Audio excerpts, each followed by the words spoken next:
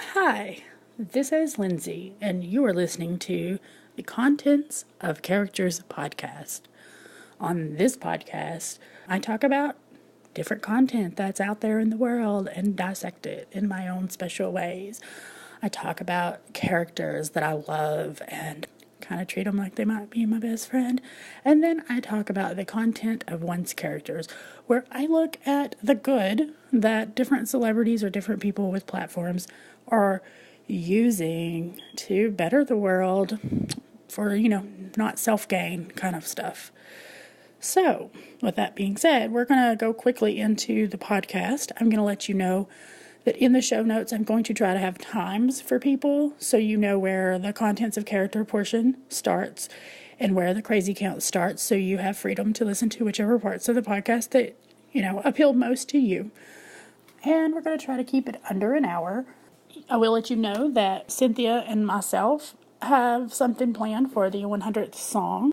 We're going to do a special thing together. Please listen to the very end where I give you a little more detail on that.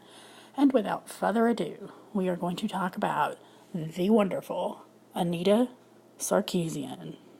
Oh yeah. Anita. So if you don't know who Anita Sarkeesian is, just off of the top of your head, I can't tell you what year it was, because this part of my show does not have any show notes. So la-da-da. So I can't tell you off the top of my head what year it was that Gamergate happened. But Anita Sarkeesian is the one, let's just go ahead and say, is responsible for Gamergate, because what I think she did was just super badass, which she made her thesis, I don't know if it was her master's thesis or what have you, on Gamergate. Well, not on Gamergate.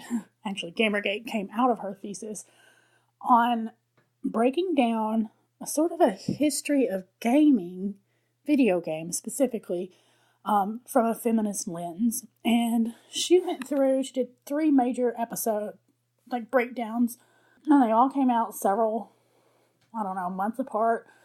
And, I grew up in the 80s, 90s, so I grew up playing video games, but I'm not a gamer. I don't consider myself a gamer. I play Words with Friends and Covet and Home Design and some stuff like that, which are definitely games, but they're not these sort of story games, platform games, role-playing games that are really quintessential for what you play on a gaming system. So Anita makes these videos breaking down women in the history of gaming, or female characters in the history of gaming. Maybe you're starting to see some reasons why I might be interested in Anita if you're just hearing about her. So I fell in love with this, and I was making sure that I watched these videos as soon as they came out and just really loving it. And unfortunately, part of what I loved about it is that she hit a nerve within a community that I'm not a part of, but I know enough about this gaming world to understand this misogynist viewpoint and reinforcements and culture that kind of manifest in these games. And honestly, every little aspect of our lives. But what Anita had done with these videos is she kind of had opened up, she touched on a nerve that really wasn't getting very much pushback. And essentially, she became the target of these men or boys or both that felt like they were being attacked, because I'm not really sure why they felt like they were being attacked. Because essentially what she was doing is saying that we can do better and that women are terribly interesting. It's funny that you have to say something like women are terribly interesting, but they're people, and so they have the capacity to be terribly interesting by default. And so, why people get so upset about it baffles me. And also, it just reinforces the importance of her work. And she got so many fucking death threats and rape threats and all of this stuff. It kind of blew up, like, probably bigger than she even knew. And now her YouTube channel, and I don't know what all else, but a lot of this stuff is blocked. So you can't comment or, tweet or whatever. I don't know all of the things, but there's definitely features where she was more open and able to be accessible that she is no longer functions that way. So I'm going to give a little shout out to a show that I think is another show that has written female characters in a super special way, and kind of how I found myself reconnecting with Anita 3 or 4 years down the line, which is Halt and Catch Fire. She started doing recaps on Feminist Frequency. I know they're on podcasts and things like that. Podcast, where you get your podcasts, wherever you get your podcasts. Things like that as well. But again, I'm a YouTube junkie in this way. So she starts doing these recaps of season 4, Halt and Catch Fire. And she's doing it with another person. And I kind of felt the same way about Halt and Catch Fire as I do with Crazy Ex-Girlfriend. And so really quickly, because I can do things quickly, I swear to God, really quickly, Halt and Catch Fire is a period drama that starts out in the 80s, the beginning of gaming, and goes all the way into, like, early 2000s. It spans over 4 seasons. It starts out looking like it's a show mainly about 2 men characters. It evolves, and you kind of watch the women take control in a way, in a healthy way, and not in a super subversive or evil way, all through the lens of technology and games and computers. And so, Anita was super interested in it because, she's super interested in games. Like, guess what, gamers? Like, there's a reason she chose gaming. So, she kind of started doing that, and I was just super intrigued, and I enjoyed it, and I enjoyed having someone else, like, talking about something that I did. And so, while Anita doesn't know I'm alive, probably, what she does very much affects me. Then I found out, not too long later, that she was starting her own podcast, and they have several things going on. In this podcast, they'll break down, I know they're breaking down Star Trek stuff. Not my jam. Can't comment on that. Don't stop following me. So they're breaking down that sort of stuff. They're also talking about other issues that are really important. They talk about, all of the sexual misconduct coming out. So it's very similar things that I'm doing here. I feel like a little bit, probably not doing it in her bedroom, I'm guessing, anymore. So one thing I think is really cool about the podcast is it is her, a Black woman who I believe is a comedian or just really funny. I don't know. And a transgender woman.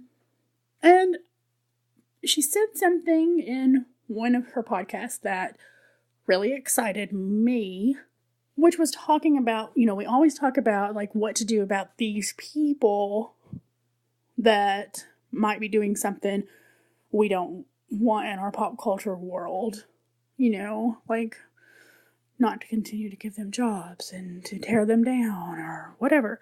And so those things might, maybe not the tearing down, but not continuing to give them work. Maybe that has some merit, but what I feel like has more merit and sort of like the premise behind what I started doing here, and it sounds like very much like what she's doing, is instead of really focusing on the negative, is to really focus on the positive. Because if we want to see better representation of ourselves, then we must support the efforts that are out there that give us better representation and a more diverse representation, which is why I talk about Crazy Ex-Girlfriend, because I think it's the key to fucking being a better society. So this thing happened on Twitter. Apparently someone tweeted her and let her know that they had been following her for 4 years and they were going to stop because feminism is not about having a woman who is transgender. That basically this woman had said, and of course this is going to be very transphobic, this woman had said that, if she was going to include men in her feminist views, then she didn't want to be a part of it. And so, this kind of breaks my heart, but Anita retweeted her tweet and said, I would be happy for you to no longer subscribe. You are not the subscriber that we want, because we want an all-inclusive sort of audience viewpoint. That's what we're going for. We're not going for negativity. And so I think I respect that. I don't see it a ton, especially with people who have as many followers as Anita. And so there's a little bit of a difference between what I think Anita does and what's kind of, last year, 2016, 2015, where we kind of had transgender issues coming up in mainstream news a lot more, with Caitlyn Jenner and the wonderful and fabulous Laverne Cox getting a lot of airplay. And so some transgender issues were getting a little bit of a mainstream sort of focus. And then there kind of becomes this sort of, and I always think this is true with change, is there's a sort of surface understanding or a willingness to understand something without putting in the work to understand it, which is my problem with PC culture. And I feel like it's a big problem out there. And maybe it's not always the easiest thing to articulate, but, it's there. So I think, Anita certainly has garnered a lot of attention in the last 4 years. She really, has great opinions and history and understanding of history and understanding of feminism and equality that she does try to put out there. And so I definitely really appreciate that. But I think the thing that I want to highlight about this tweet is, I think both of them are in the right with their tweet. So this person who tweeted it, that she wasn't going to be a fan anymore, basically, does not understand what transgender is, and probably rightfully has been royally fucked over, hurt, beaten, raped, God knows what, because those are the sort of things that women have to endure for being women. It's somewhat expected that you have to go through these things. And that might seem a little harsh. I know that sometimes I kind of push people away with that sort of talk, so I hope I don't. But, so I think, this woman was just very hurt. But I think what Anita did that was great is, if you're not going to include a group of people who are extremely marginalized in your view for equality, then your view for equality is really just, you're talking about wanting a certain sisterhood, which is very different. And I know there's, first wave, second wave, third wave feminism, and I'm not sure where the waves end and the next one begins. All I know is that as the definition for feminism evolves, hopefully it continues to take on this sort of root aspect of true equality. Because, and I think that's with any other sort of efforts, it's our goal, it should be our goal, to always center the most marginalized folks. And so that means you're including disabled people, and you're including transgender folks, and you're including people of color. And then you really start getting into talking about diversity in a way that probably doesn't center you, to be 100% honest. And there's a lot of safety when you feel centered and your viewpoints are being reflected back to you.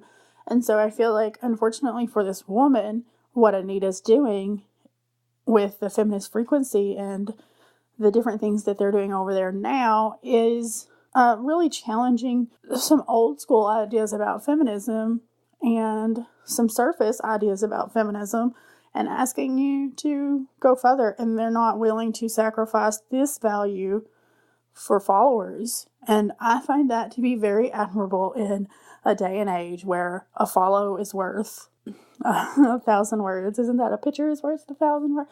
A follow is worth 1,000 words.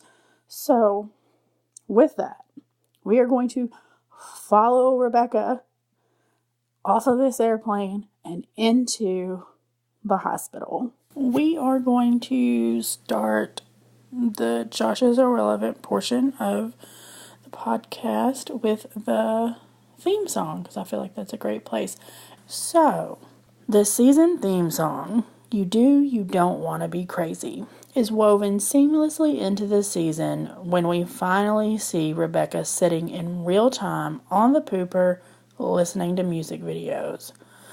What I can only assume are scatterbrained videos due to the nature of her search, which I imagine to be a list of like the best songs about crazy people on BuzzFeed, and then I don't know, maybe I should just Google that and see if there was a list Rebecca looked up.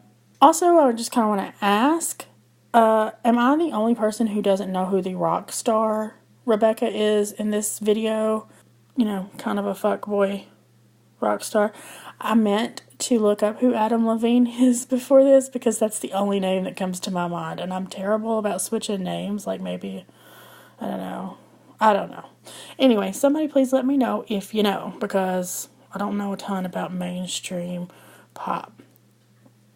Anyway, what the theme song has done for its viewers is allow us like a roadmap of the season, which we've talked about before, and with the majority of the lyrics in this song being, you do want to be crazy and you don't want to be crazy. We know that we're getting into that question that Rachel and Elaine have aimed to really get at since the very beginning of, well, I guess like they call them like general meetings, but since their first meeting, you know, this is the thing they are looking for. If any of you heard me burp, it didn't really happen. Shh, don't tell nobody. And like this was Elaine's idea, and I do think because Rachel Bloom is the face of the show and she is a creator of the show and she's just kind of really good at, you know, this sort of social media YouTube world. I feel like she kind of thrives in that, and she usually comes off so genuine. I think it's just easy to gravitate towards her. All like 500,000 of their viewers, or whatever it is. Anyway, it's Elaine's idea, and I feel like Elaine is the true Harvard genius of this show, and she deserves a little bit of credit. And so deconstructing the idea of a crazy ex-girlfriend was always her idea, and she saw Rachel Bloom and thought, Rachel Bloom's the person to help me do this. And lo and behold, here we are. Boy, I can't stay on track even when I do write things out. So we're on this journey of exploring the internalization of the word crazy within our society and within ourselves. And even though the first episodes have taken us on a death drop of a carnival ride, I expect the season to continue to have weird juxtapositions of healthy acceptance of mental health issues or behavioral issues. And we will continue to visit the 4 points that are laid out in this song. Crazy as in revenge, crazy as in love, crazy as in fucking, or sort of like the, well, we're just going to call it crazy because it makes us uncomfortable, or we're going to dismiss it kind of crazy. So will Rebecca accept her journey, or are we now like in this one step forward, one step back with sort of dance with denial? I feel like the show has given us big doses of each of these crazy aspects, but I think that the second half of the season will allow us to start picking these themes apart with Dr. Dam and others on a healthier track, giving us maybe like a new lens to look at each. So I'm just going to do a quick little breakdown of it. We have the country starlet, Rebecca. Who is that? Carrie Underwood. And crazy is when I go off the rails, and this is what you do to me. And so, we've got this image of the baseball bat in the car, and so this is about revenge. And then we've got the pop diva, Rebecca. Crazy is how your lovin' makes me feel. It makes her feel enamored.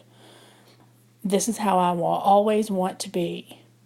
A girl in love. Lovey-dove-dove. Love. Then we've got rocker Rebecca, which, you know how I feel about this. And I like it when a girl gets crazy in the bed. So we're like, oh, I want that girl I can take home to mom. I want a lady in the streets, but a freak in the bed. That kind of crazy. So you can have some appropriate crazy. What the fuck ever. Then we have rapper Rebecca Eminem, who says, don't mess with the bitch who's crazy in the head. And I heard something or saw something, probably one of you amazing fans had posted, about like the reason we call women crazy is because maybe we don't want to be with them, or we want to make sure that we kind of whittle them down so that I'm being a guy in this situation, I'm being like a straight heteronormative non-woke guy in this situation.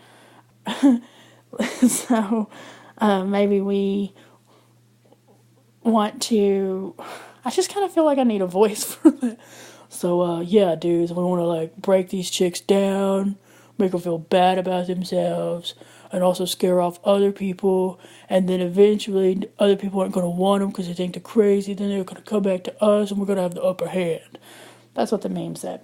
Anyway, so some of the stereotypical reactions to breakup or unhealthy relationships or mental health issues, or, it's always two to tango, might be, I don't know, calling too much, like 87 times too much, or looking for some sort of connection, or asking friends if they know what's going on with your ex, just kind of looking for ways for closure, but, possibly crossing a few lines, hopefully most of them legal lines, but I don't know, maybe some illegal lines, Facebook stalking, driving by somebody's house, or in the case of this show, taking Josh to court. I feel like that's a weird move.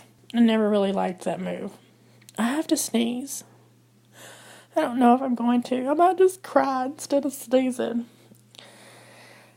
So there are some things that make me feel like this bathroom scene is probably like the standout scene of 306 Josh is Irrelevant. So the scene itself is part of the title song. So we've seen the scene before. So while like there's sort of anxiety piling up outside of the bathroom door, here we can kind of mosey on in here. We're there and we're like, holy shit. Like she's like listening to all this weird pop music. That's the dress she's wearing.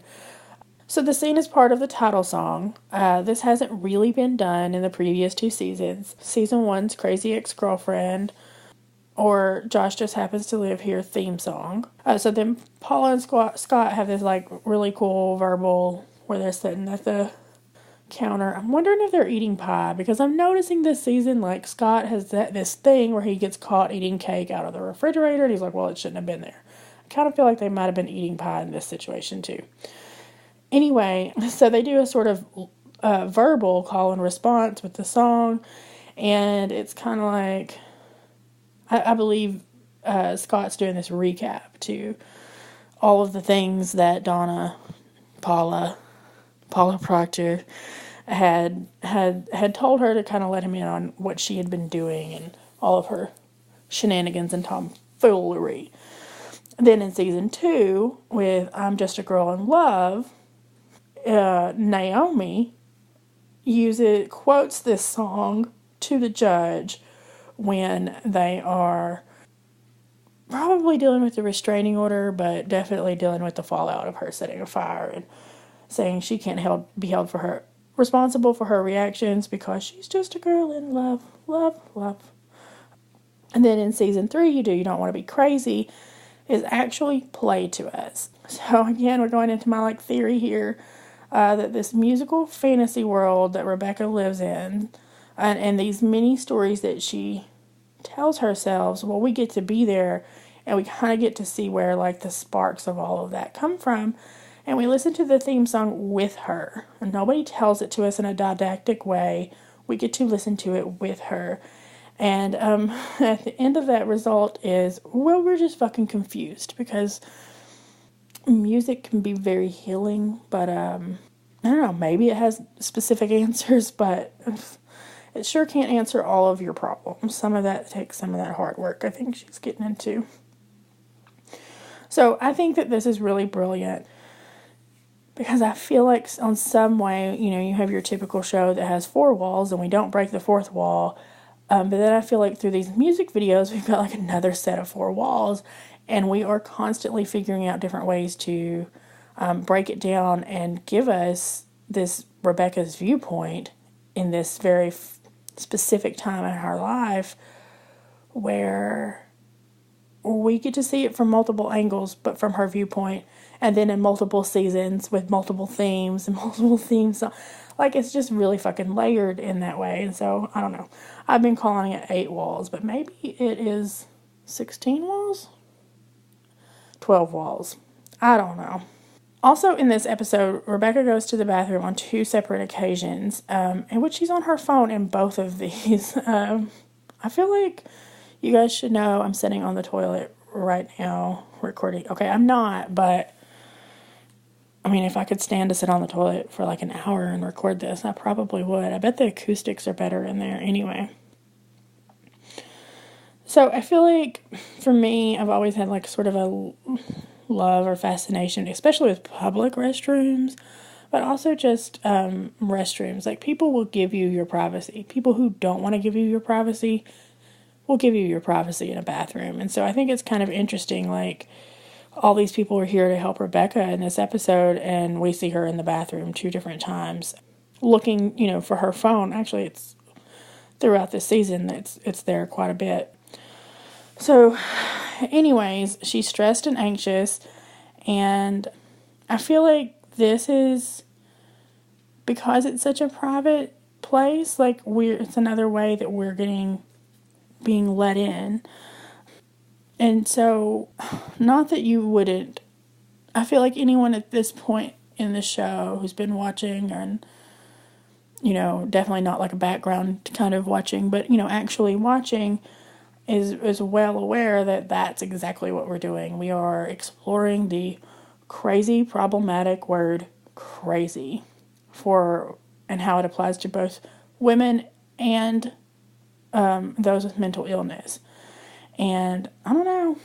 I mean, I don't think that Heather has the most memorable lines, but I'm ready to get that axe and chop that deer down and chop that door down, because this is a motherfucking murder house. So the title of this show, while we're on these title talks, is Josh is Irrelevant. And so I feel like I'm really on point here, but I also don't know. So again, give me some pushback if I need it. If you're my 1, 2, or my 700 listeners, because it's not 700, but if you're listening to me, I definitely want to hear from you. I can't go back and listen to all of the shows and compare show titles at this point, but I do feel like, as far as season 3 goes, this is the first time that the title of the episode has been spoken in dialogue. Kudos to Vincent Rodriguez III, because I feel like the acting on his face in this particular scene is, I felt like he's crushed, and, you kind of think of him as being a little dumb or aloof or something along those lines, and we certainly know that he's out of touch, but, his face, to me, that moment represented him colliding with reality. I just feel like that was a big part of that. And so then he's carrying this little puppy, and it's like, what are you thinking? Rebecca just tried to kill herself, and maybe a puppy's a good idea, but like, probably not, since like nobody's letting you see her. It's a pretty big fucking gift. But Rebecca seems pretty much in line with the title of the show in a way that it feels like she's saying exactly what the title of the show is saying, which is, this isn't about you, Josh. Like, granted, we did 2 seasons and 6 episodes. I wonder how many episodes it is, but it's a lot of episodes with Josh's name in the title. But it's not about you. This is really about Rebecca. And so I think there's also Josh is a liar. I think it was just Josh is a liar is the title, and then like Rebecca would say, Josh is a lying liar, Josh is a lying liar. A liar, lying man. Some shit like that. I don't know. Anyway, so, Bex would say that, but I don't really feel like that's kind of the same, because I feel like it's like, here's this nugget, but like I'm playing it out for this like comedic joke where, the boss at home base ends up saying it, and, I feel like it's a bit of a joke. So, quick little color analysis here. We're going to move on to Rebecca's dress. And I think that this dress is perfect, and it does a couple of things. So, first of all, the color is a color I like to call self-help yellow. There is a more pale yellow that kind of represents that self-help yellow. But I've been in hospitals and many places that, if you go to the bookstore aisle and any bookstores that still exist and are brick and mortar, go and look, and a lot of self-help books are in yellow because it's supposed to be this calming sort of color, and not a bright yellow, which can have the exact opposite effect because they're both like these really warm colors, but that soft yellow glow, much like the one we see on Rebecca's face when she's opening the diagnosis and the song and all of that stuff. But also this dress is just really bubbly. And at this moment, Rebecca is having a very bubbly reaction to her new diagnosis, which I think is very common for folks who have an invisible illness. And I can't comment much on mental illness in this specific case, mainly because I want to be respectful of folks with BPD, and I don't know that particular process, so I can't comment on it. But I do think that anyone who has chronic illness, and that is physical or mental, this takes a big, huge toll because no one else can see it. It tends to make you feel really frustrated, and you really want to be seen, and you really want to be understood, and you have a lot of inner confusion, and it's a real struggle. So imagine being at the doctor and then them telling you that everything is okay. Well, I would bet that for, anyone who doesn't have an invisible illness, that this would be a sign of relief or like a confirmation for your hopes coming true. But for a lot of folks with invisible illness, they react in tears. And I, for one, this is not the biggest example I would have to share from my life, but I just very vividly remember I'd been having some stomach issues, and we'd been like dealing with them and trying to figure out what was going on for like 6 months, and kind of ran out of options to do that weren't like super invasive. And, the doctor's like, well, you're fine. You're absolutely fine. And I just started crying and crying and crying. And my boyfriend at the time, he's just like, looks at me like, this is fucking good news, dude. Like, it doesn't change the fact that I'm in pain. All it does is help kind of make me feel crazy, because nobody that's supposed to help me can help me. So I think, with Rebecca, like, she's been fighting for a long time. She's seen a lot of doctors. She doesn't want to be numb, like that sort of fear that a lot of people have about going on medicine when they never have done it, or it's not been something that is acceptable in their family or what have you. she is that sort of zombie or just highly functioning, taking a lot of pills, but not necessarily getting what she needs to grow at all. And so that's kind of what she expects. And she's just very relieved that she's going to get a new diagnosis that might not be down this same path. And so this dress is all about Rebecca taking responsibility. The color is all about, you're going to be able to take this path. And then the bubbly demeanor of the color and the shape of the dress and all of that, I just think really captures it really well. And as we progress with Rebecca, as she begins to figure out what the diagnosis is, she eventually finds a place of acceptance. I mean, she had a place of rejection, and then she had a place of acceptance with Dr. Akopian through going through the 9-point DSM-5 checklist. And I'm going to kind of run through those the best I can. I wanted to put in a little bit more work on this than I did, but it is what it is, and you get what you get with me. I feel like you know that because you're here. But real quick on the DSM-5. The DSM-5 is, maybe it comes out every 5 to 10 years. It doesn't come out frequently. But committees, I don't know how many people are on the committees, sit around and they try to figure out the best way to help the most people with these symptoms lists. And they encourage folks not to just go by the symptoms list, and I feel like that might be relevant to know. This is an extremely classic case of BPD, and I also think they didn't want to do something. They wanted to give the most classic fit for what symptoms Rebecca had been portraying. So, severe mood swings. We've seen this with Rebecca a lot.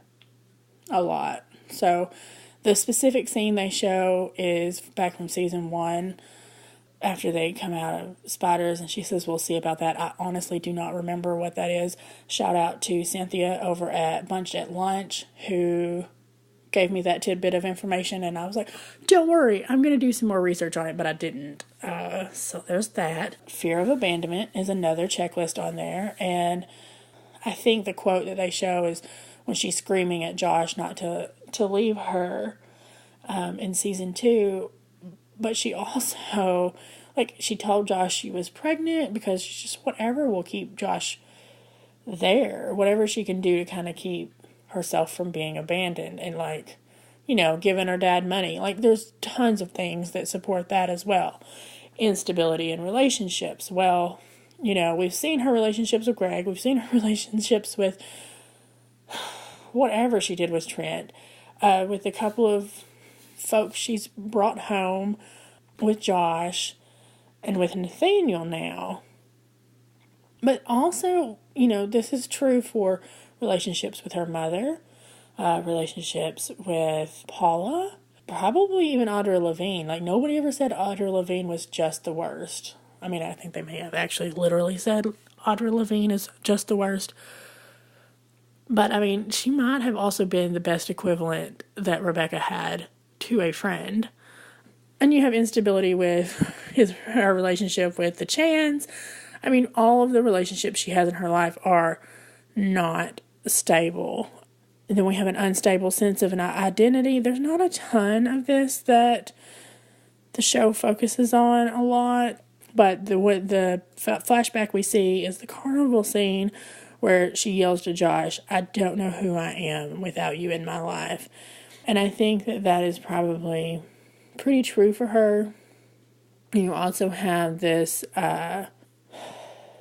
weird thing that, she's been in love with him since she was a kid kind of deal, and she's idolized him, and maybe she got to be somebody special during that summer camp, and so it's kind of a weird dynamic for her. And even though Josh hasn't been in her life, to be rejected by someone who has become a fantasy is just as bad as being rejected by this person in general, if not worse. I'm not really sure. Then we have paranoia or dissociative disorders. The flashback scene it shows is Robert in the therapy session, when she yells Robert in the therapy session, and Dr. Akopian's like, what? Robert? Who? But also she does this when her and Josh are looking in the mirror and she's trying on the veil. She also says Robert then.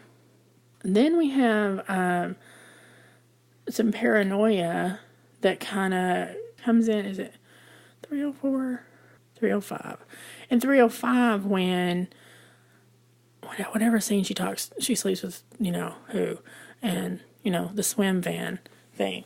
But whenever all of her friends walk in to have the intervention convention, and, her paranoia is really shining through, and she's just lashing out at all of them, and I don't think she's intentionally trying to be mean with all of it, but she's convinced that they are conspiring to hurt her, not help her in that moment. And so a lot of that kind of comes out as paranoia.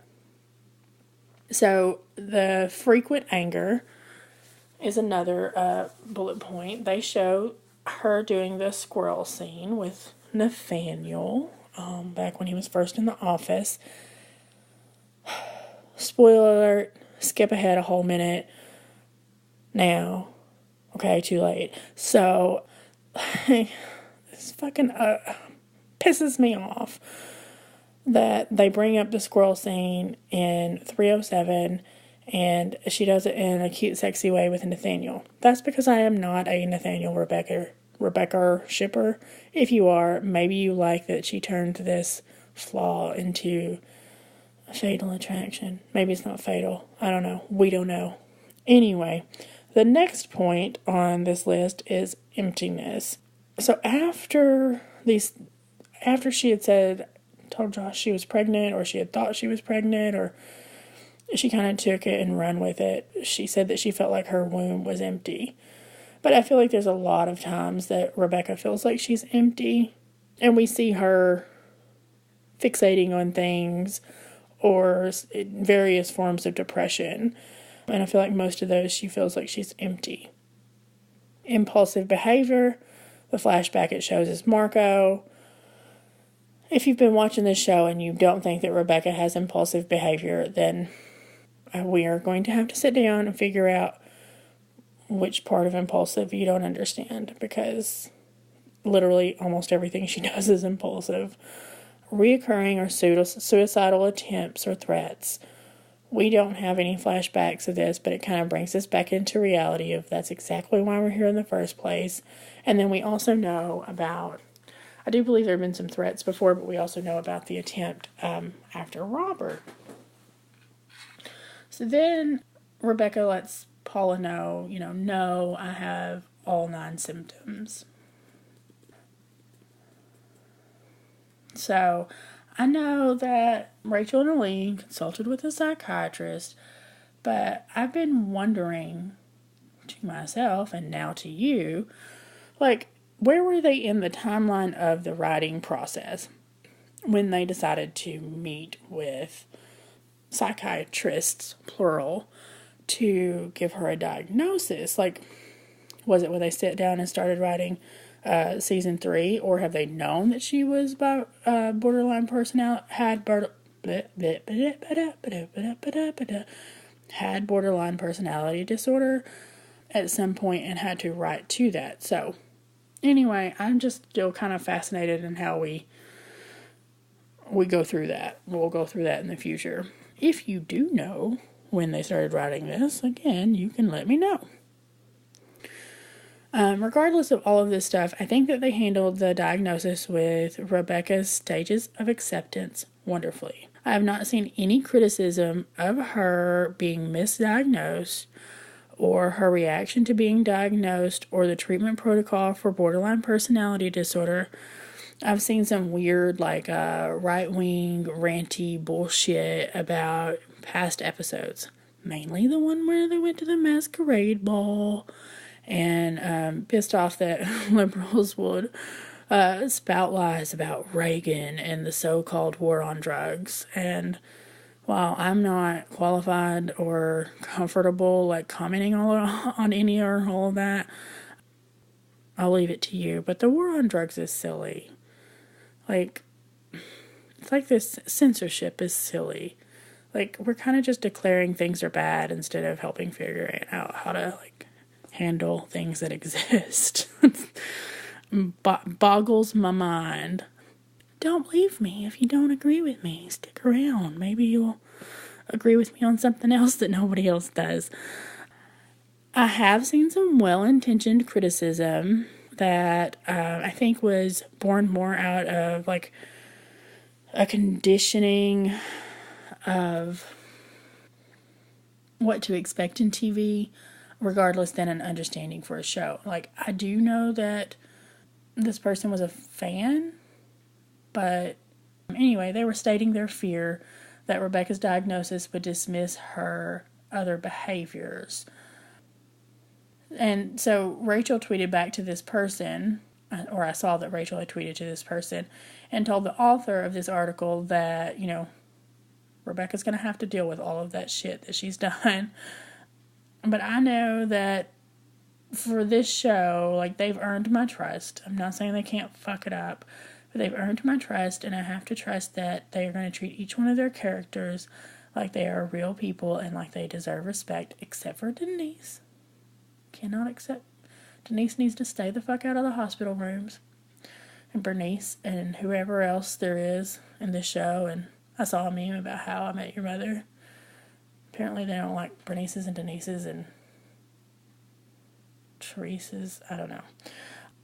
So anyway, the show will show their flaws as well as their strengths. And they'll allow us to dislike a character in one episode, or perhaps dislike a character altogether. Or maybe we'll find out later on that we actually like them or develop empathy for them, even though we didn't think we would.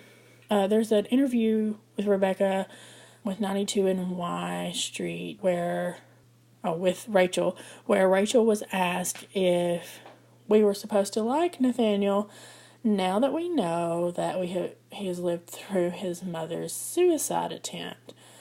And I also kind of think, like, it's also important to note that Nathaniel's a 28, 30-year-old man and just now dealing with something that happened 20 years ago that no one is willing to talk about.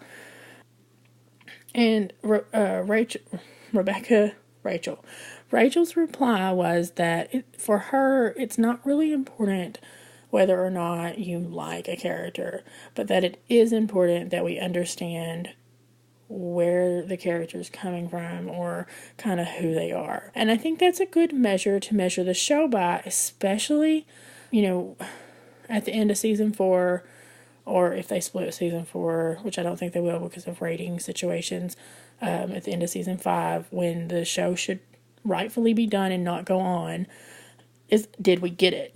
Did we get why Rebecca did all of the hurtful, selfish, and outlandish things that she did? But this also applies to the other characters like Pete and Paula, and Wajo and Josh. Do we get it? And for Heather, for example, we don't really have a ton of storyline on Heather. When we get to see how her parents baby her and don't really encourage her to grow, we can kind of understand where she is, but I would like a little bit more. And I think that will come out when she tries to stop avoiding responsibilities, by saying, hey, sexy, hey, sexy baby, what's that song? Hey, sexy lady.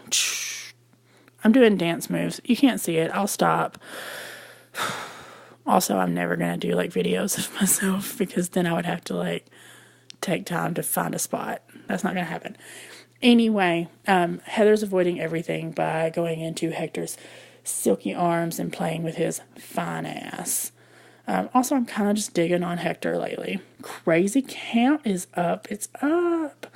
Oh, look, I didn't even count it. Yes, I did. 1, 2, 3, 4. We got 4 official crazies. I'm going to go through all of the things that I think. I'm not going to give a ton of explanation because I'm trying to get better at cutting this shit down so that you'll listen to me. Because, I want to have room to go into an hour if I need that hour. And I don't ever want to go over an hour. So I'm cutting things off at an hour regardless. Paula says to Rebecca, don't be silly. So some of these words are just about being dismissive. And while Rebecca's telling Paula that she feels like she's being a big inconvenience, it's not that big of a deal that, we want to be there. You don't have to have a demeaning remark to say, we want to be there. And then Rebecca tells Dr. Akopian that she's a coward, and Dr. Akopian assures her she's not a coward, that she's brave, which is a much better way of doing it. In the song Diagnosis, she mentions a tinfoil hat, and I feel like that's like the craziest crazy reference that we get in this episode. I'm going to skip a couple things real quick because I'm going to come back to those. Dr. Dam says, well, Rebecca, I noticed that you're very energetic. And she's like, right, okay, calm down. Won't be so energetic. But like, so this is taking, instead of, you're acting all crazy, which is very non-specific, broad, hurtful, confusing, etc., and saying something along the lines of, so you're very excitable right now. I notice you're very energetic.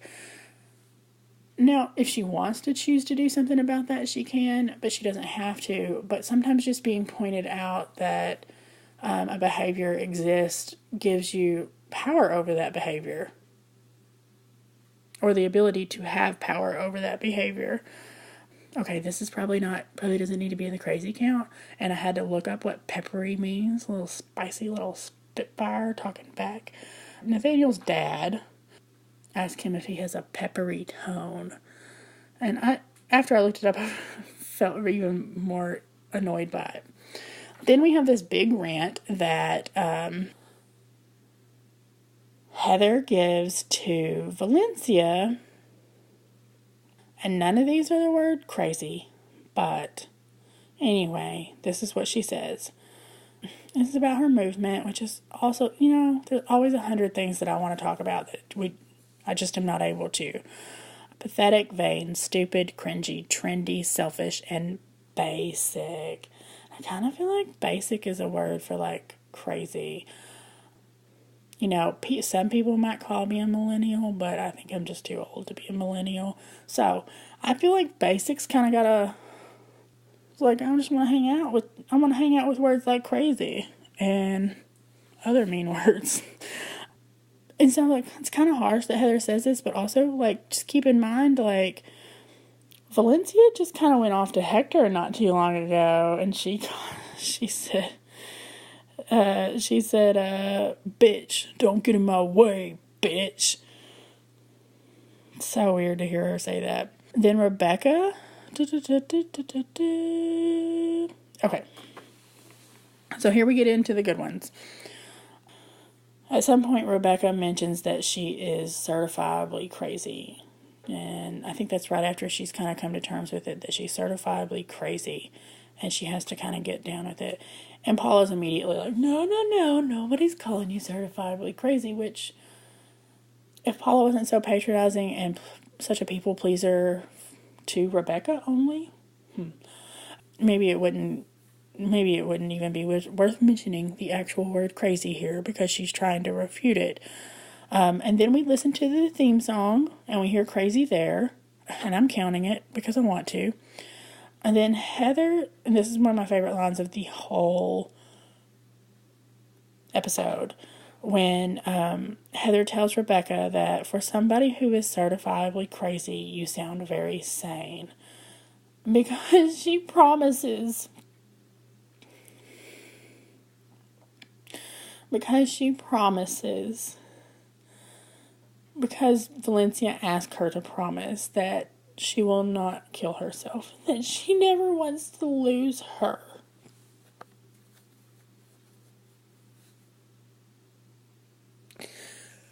And Rebecca says that she doesn't want to feel that way, that it's painful, and that she would really like to promise her that, but she knows if she does that, it's a lie, because she doesn't know if she'll ever feel that way again.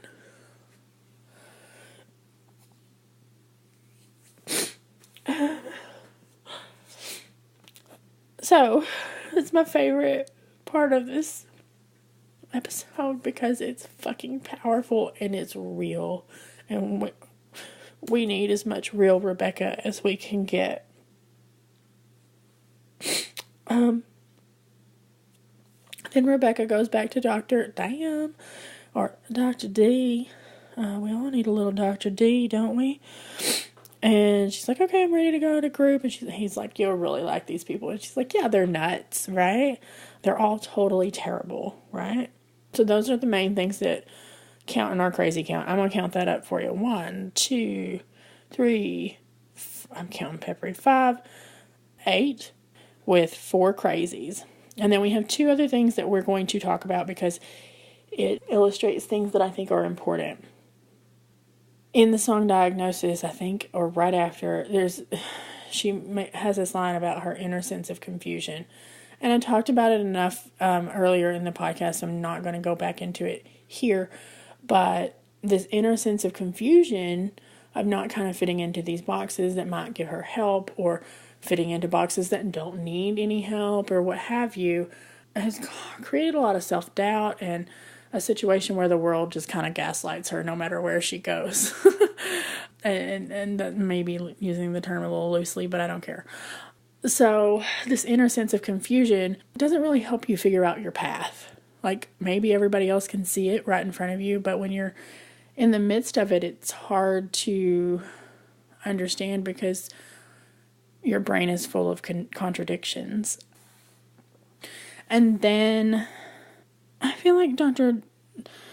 Dam says something about her having a protective emotional skin, or not having a protective emotional skin, and I thought that was really good because I have a friend who is very interested in, hey girl, who's very interested in personality disorders and is actually going to school studying personality disorders as much as she can possibly get her hands on. And we've had talks about BPD before, and she's given me this, she's told me that she's heard it explained this way. This is a friend, this is not a doctor, this is not a therapist, this is not a credible fucking website, so don't, like, sue me or some shit. But that basically, you know, folks who have BPD, you can kind of think of them as having had their skin burnt off, and so there's so many spots that you can touch on them that are sore, and so they lack this emotional protective layer of skin that we have that, you know, protects us, like our actual physical skin. And so I want to just kind of highlight those because I feel like there's specific insights into the word crazy and borderline personality disorder, which hopefully, if the show's continuing on the way that I imagine it will, we're going to be learning a lot about BPD. I hope we do. I really hope we do. So I've got to give a huge shout out to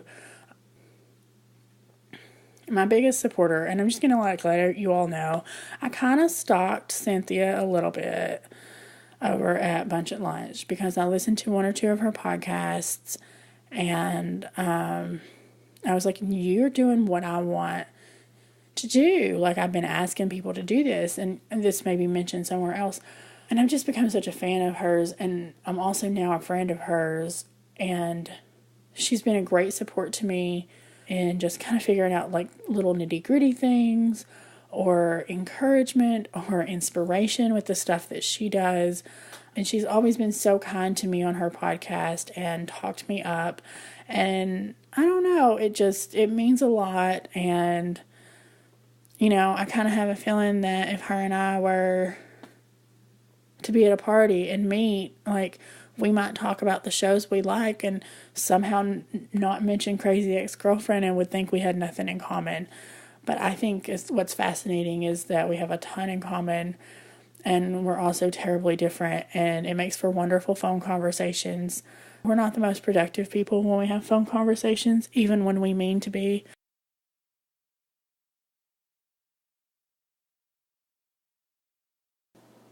With that said, you too, not like Bono, but like you as well, can find out what it's like to be on those phone conversations with me and Cynthia. We are going to do an all Greg episode for the 100th song. And I haven't actually talked this part over with her, but I just had this thought when you see the image of Rebecca, Josh, and Nathaniel with their No Love t-shirts on for the 100th song. What if Greg is in the 100th song? What if he comes back where she swears off love? Because I kind of feel like the show is like trying to tell us to let go, but we're like, no, sorry, I get it. You're doing very heady, wonderful things, but no. Anyway, if you've listened to any of Cynthia's podcast, especially if you've listened to her Late Night Flapjacks podcast, you should know that this is going to be a very interesting thing. But here's the thing. We love all the fans, and we would really like for you to pick the 3 songs that we dissect. They have to be Greg songs. That's the only requirement. So you can vote here. You can vote, you can DM either one of us. We'll put some stuff out there in the interwebs for polls or whatever. So you can vote there however you would like to vote. And we will take it all into consideration and kind of decide what we want to do. If nothing happens, we have songs picked that we want to do. But, Greg's dear to us, and Greg is dear to Rebecca and her journey. And I think he will always hold a special place in her heart at the very least.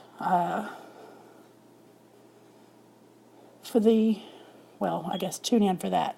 So, you can find Rebecca on Twitter. No, you can't. But if you want to find me, you can go to Facebook at Contents of Characters, both plural, neither possessive, or on Twitter, which is a little weird. You can do that with, I've taken up the hashtag same size spoons, and I want to move this podcast over there because this whole equality thing that kind of works for me on that level. So you can do that. Or you can follow me on my personal account because I haven't quite made the switch over to using same size spoons yet, which is Girlikick, GIRLIEKICK. Eventually I will make that private, and, we'll see. We'll go from there. You can follow Cynthia at Facebook, and I'm going to get it right this time. I'm going to get it so right. At facebook.com/bunch@lunch. Or you can follow her on Twitter at bunch lunch. At bunch lunch. You can follow her there. You can also email me at contentsofcharacters@gmail.com, plural, not possessive. Hey man, and if you know my phone number, just give me a call. And just a thanks to Cynthia for just being such a big supporter, and to Anita and everyone over at Feminist Frequency for upholding, their truth and trying to create a more inclusive world and making some folks uncomfortable. See you next time. Bye. No, that's Cynthia sign off.